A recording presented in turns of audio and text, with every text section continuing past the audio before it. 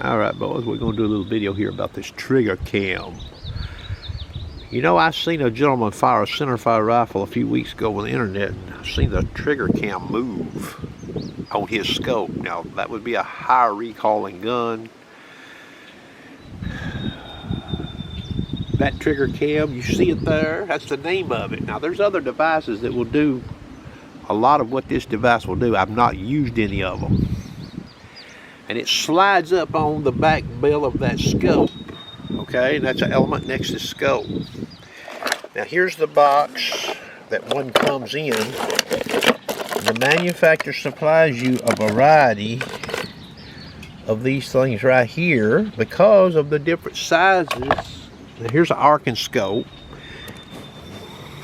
Okay, different scopes have different sizes back here. Now, I have seen some reports that some scopes are so big back here that maybe not even all of these things I'm showing you here, maybe there's not one that will work, but I've not experienced that. Okay? Now, I have altered this one for this Arken scope. You see what I've done in there? See, that's not a clean cut. What I did is, when I put this on the scope, and this is the correct thickness to fit the mounting on that trigger cam, the screw adjustment screw is on the other side, clamp. So the clamp on the trigger cam clamps down on this, and this clamps down on the scope. Now, this part here, it'll generally come down flush like so. Put it on like this. The trigger cam will come down flush to this. The back of the trigger cam will come flush to the objective. Okay, so using this device right here, let me spin it around here. This is the correct thickness. The only problem is before I altered it, it was too big. Meaning if I put that trigger cam on this particular scope, I wouldn't get the clamping effect. So what I did is I went in there and I took a Dremel and ground both sides of this. See that? To make it smaller, so that when it goes around this bail, and I put that clamp on that trigger cam, slide it up there, I get a better clamping effect. See there? That's as far as it closes up with pressure. Now, disclaimer here, I'm not going to take it off of that Nexus element scope. First generation, 5x20x50. I did the same thing with another one of these. I forget how many of these. I think the scope comes with 6 or 7 of these for different scopes. Alright. So you may be caught in between when you're using one of these on a certain scope you're trying to mount the trigger cam to. Alright. So you can decrease that distance like I did with the Dremel. You see that in there. You can see it's not uniform. It ain't got to be perfect because it's going around the scope like so. You see that?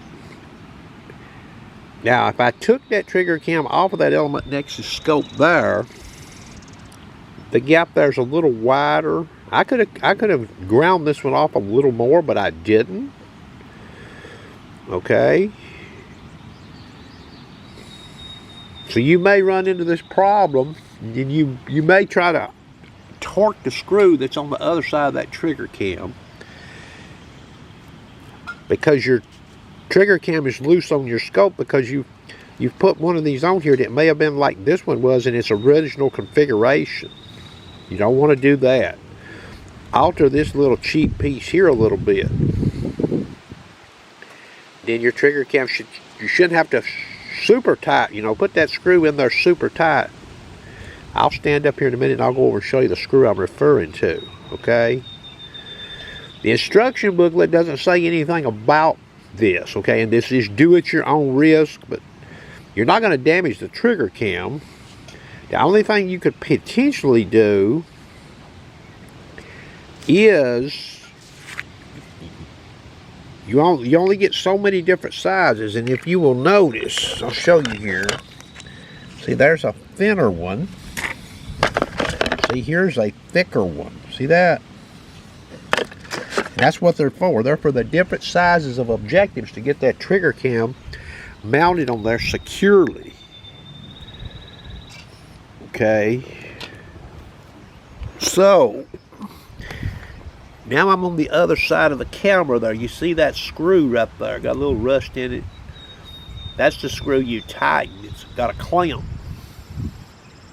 And that clamps around the plastic gizmo there, which in turn clamps around the bell of the scope. Okay? I just thought I would share this because I did see that gentleman fire that center fire rifle and that trigger cam got loose on that scope. Now, disclaimer here. I've not used a trigger cam. That trigger cam on a high recoiling gun, it does reduce your eye relief. Okay, I've only used it on 17 Mach 2 rimfire and PCP air guns. When I feel comfortable shooting that trigger cam, shooting a monster like a 300 Win Mag, I might not feel too good about that, okay? But that's just me. Just remember, high recoiling guns using this trigger cam, the crosshairs are going to jump from the recoil massively. Same goes for a crossbow. Unlike maybe a 22 rifle, 17 rimfire, or an air rifle. I hope you enjoyed the video.